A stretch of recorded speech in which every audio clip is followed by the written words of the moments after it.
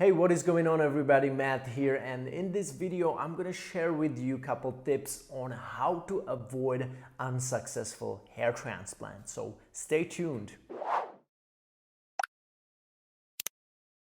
Welcome to my hair loss and hair transplant related channel. If you are new, consider subscribing and getting my free ebook 5 things I wished I'd known before my hair transplant. Now, what makes hair transplant unsuccessful? It can be something like unnaturally looking hairline like this, over-harvested donor area, implanted density, which is way too low, and also implanted hair doesn't match your natural hair in terms of angles and direction of the implants, okay? Now, the tip number 1 would be meeting a high-quality hair transplant doctor and talking to him face to face before your hair transplant, which I believe is much more important than just sending out several inquiries to several hair transplant clinics online and having them evaluate your pictures based on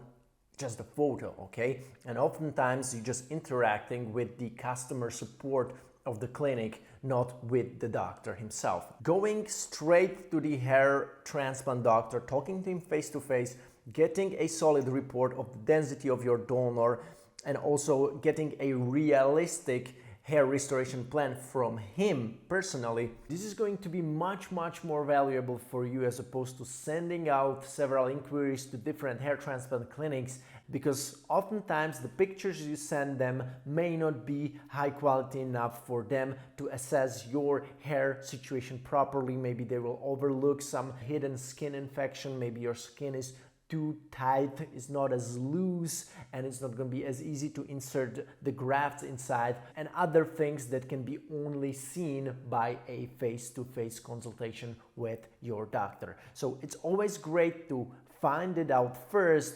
face-to-face with a hair transplant doctor before you start sending out online inquiries on different doctors, okay?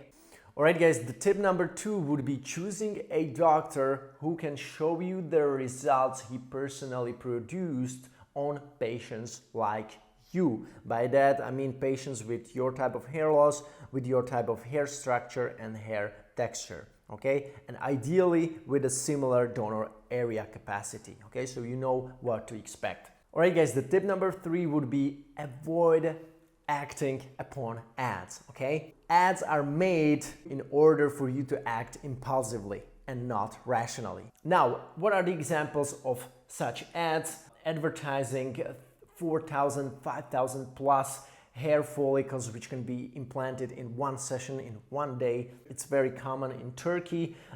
You should avoid these type of ads. This is not a high quality clinic most of the time. Another type of ad could be advertising some type of guarantee. It's meaningless, guys. Once your hair transplant goes wrong, once your donor is over-harvested, once several hair follicles didn't survive, you cannot get them back. Guarantee should be able to give you back what had been damaged, okay? And this is impossible, okay, by the hair transplant, unless they are able to clone these follicles for you and implant them. That would be a guarantee. Now, maybe you are somebody who is considering hair transplant, maybe you have already researched some doctors, but you are still don't know, you need some help, you need some advice, then I highly suggest you signing up for my free consultation call, to which you can sign up in the description below, where I'm gonna help you get the best, most naturally looking hair transplant result. I'm gonna get you started, okay? So thank you so much for watching, I appreciate it.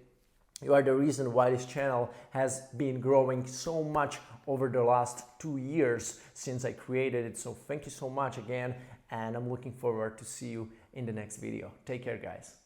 Do you want to skip hours of extensive hair transplant research and avoid spending thousands of dollars on a bad hair transplant? Well, I'm here to equip you with the best piece of hair transplant advice you can get and help you achieve the most natural, long-lasting hair transplant result.